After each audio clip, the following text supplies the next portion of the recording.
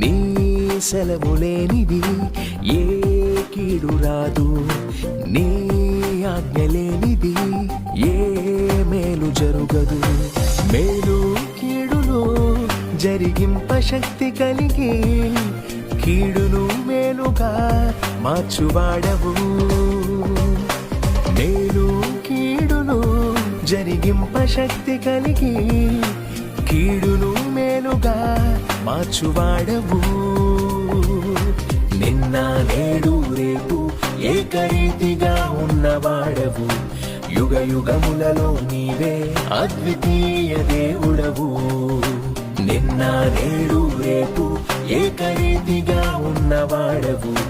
యుగ యుగములలో నీవే అద్వితీయ దేవుడవు.